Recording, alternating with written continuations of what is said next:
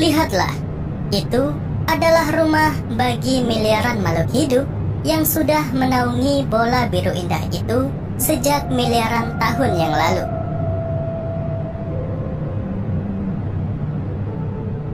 Bumi, satu-satunya planet dengan bentuk kehidupan yang sejauh ini diketahui oleh umat manusia. Di luar itu, sampai saat ini masih belum dapat dipastikan apakah ada bentuk kehidupan serupa di antara triliunan planet yang tersebar di seluruh penjuru alam semesta ini. Sampai saat ini, manusia hanya bisa mengamati keindahan alam semesta di atas ketidaktahuan yang menjadi misteri besar untuk dapat dipelajari sampai generasi manusia seterusnya. Bumi kita ini memang kecil di antara gemerlap objek eksotis lainnya yang ada di alam semesta ini. Jika dilihat dalam skala kosmik, planet bumi kita ini tidak lebih hanya akan terlihat bagaikan butiran pasir yang ada di Gurun Sahara. Di dalam sistem bintang kita saja atau matahari, bumi tidak akan tampak besar jika dibandingkan dengan planet lainnya yang ada di sistem bintang ini. Tata surya kita ini terlalu luas untuk membuat bumi menjadi besar. Lalu seberapa luaskah sistem bintang atau tata surya kita ini? Jadi, coba Anda bayangkan saja, jarak antara bumi dan matahari adalah sekitar 150 juta kilometer. Dengan jarak itu, para astronom menggunakannya sebagai cara pengukuran jarak antara satu objek dengan objek lainnya. Jarak antara bumi dan matahari dibulatkan menjadi 1 SA atau satuan astronomi, yang berarti 1 SA sama dengan 150 juta kilometer.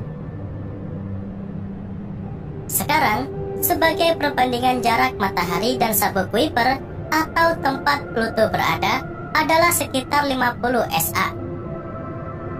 Jika dihitung dengan jarak satuan kilometer, 50 SA sama dengan sekitar 7,5 miliar kilometer.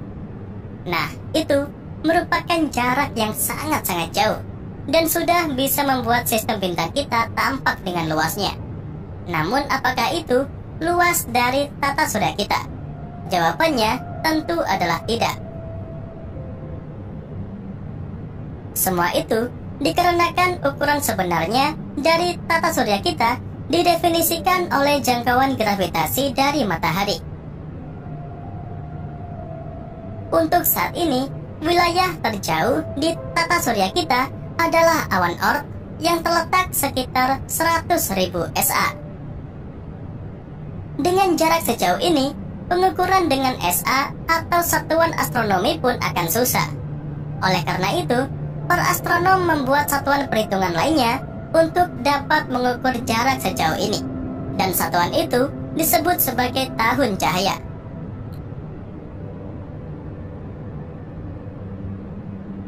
Satu tahun cahaya sendiri sama dengan 9,4 triliun kilometer.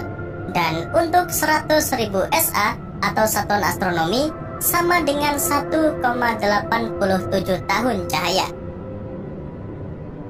Jadi, luas dari tata surya kita ini bisa dibilang adalah sekitar 1,87 tahun cahaya atau hampir sekitar 18 triliun kilometer.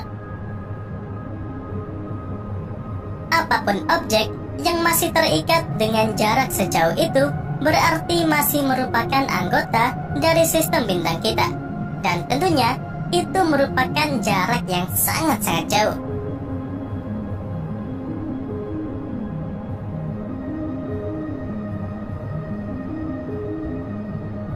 Dari penjelasan tadi, Anda semua mungkin sejenak sudah mengetahui betapa luasnya sistem bintang kita ini. Di antara luasnya sistem bintang ini, ada wahana antariksa bernama Voyager yang saat ini tengah berkelana di dalamnya. Sejak diluncurkannya dari bumi, Voyager secara total sudah berkelana di dalam sistem bintang matahari selama kurang lebih 44 tahun dan masih terus berjalan hingga saat ini.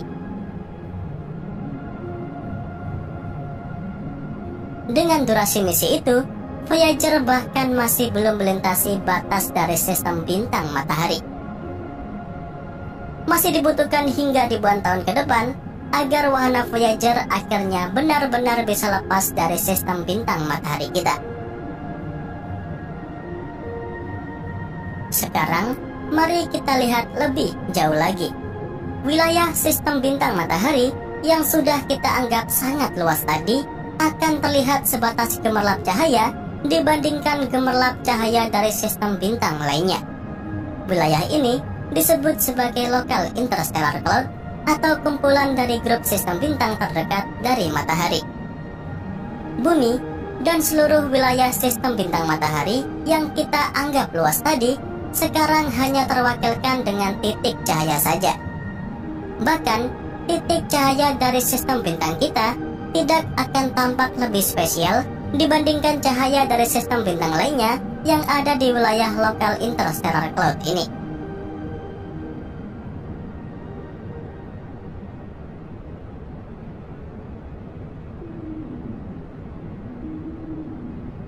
Selanjutnya, mari kita semua pergi lebih jauh lagi, sampai melihat keseluruhan dari sistem galaksi Bima Sakti atau Milky Way. Inilah sistem galaksi kita yang terbentuk dari ratusan miliar bintang dan triliunan planet yang tersebar di seluruh penjuru galaksi. Dari sini, sudah tidak mungkin untuk menanyakan di manakah keberadaan bumi atau sistem bintang matahari. Semua sistem bintang termasuk matahari hanya diwakilkan sebagai titik cahaya saja yang membentuk galaksi Bima Sakti.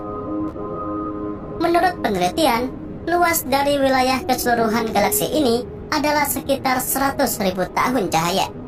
Jadi bisa Anda bayangkan sendiri betapa luasnya galaksi kita itu.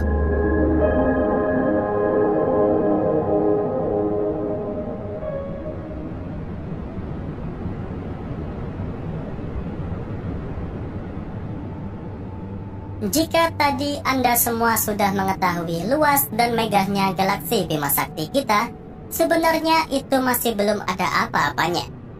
Galaksi Bima Sakti kita ini ternyata hanyalah satu di antara galaksi lainnya yang tergabung di dalam lokal grup galaksi yang berisikan sekitar 54 galaksi berbeda.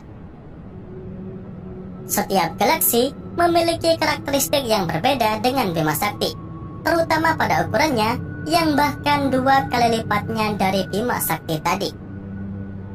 Kemudian, seluruh galaksi yang tergabung di dalam lokal grup ini saling berinteraksi satu sama lain dengan gravitasi. Itulah mengapa di masa depan nanti diperkirakan galaksi Bima Sakti dan Andromeda akan bertabrakan dan membentuk galaksi super elips yang memiliki ukuran jauh lebih besar lagi.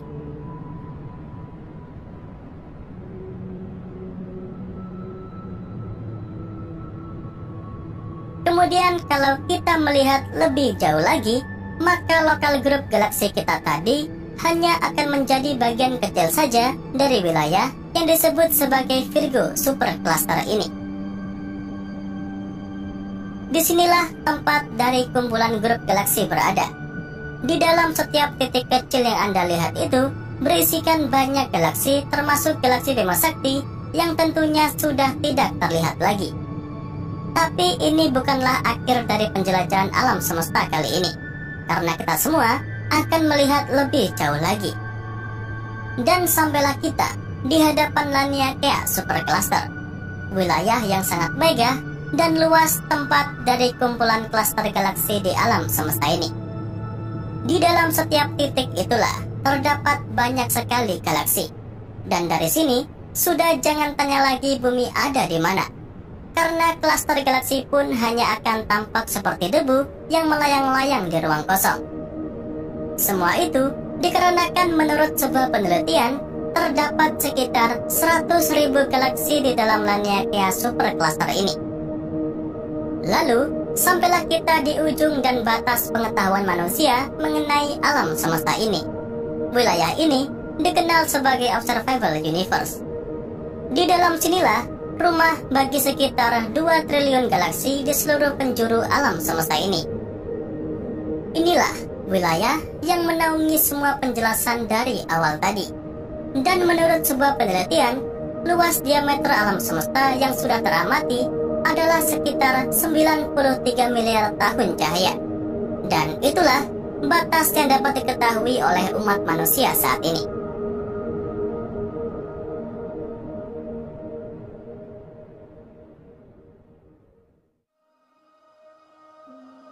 Di luar semua itu tadi, sampai saat ini manusia belum tahu pasti ada apa di sana.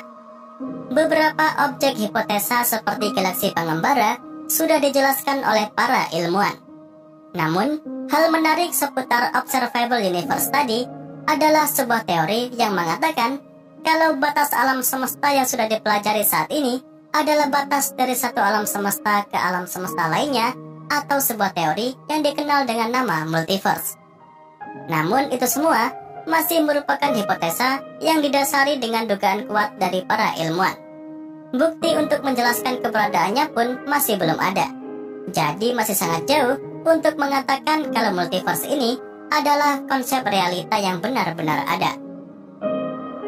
Namun, hal yang sudah pasti, alam semesta kita ini di luar pengamatan sedang berkembang lebih cepat dari kecepatan cahaya. Jadi dengan begitu, alam semesta akan terus meninggalkan misteri besar bagi generasi umat manusia seterusnya. Pada akhirnya seluruh penjelasan tadi tidak akan membuat alam semesta kita ini tampak sangat besar, tapi sebaliknya membuat kita semua menjadi sangat kecil di tengah lautan alam semesta yang semakin membesar. Meskipun begitu, kita semua patut berbangga, karena meskipun kita semua adalah spesies mikroskopik di alam semesta ini, tapi kita semua berani berpikir di luar batas alam semesta saat ini.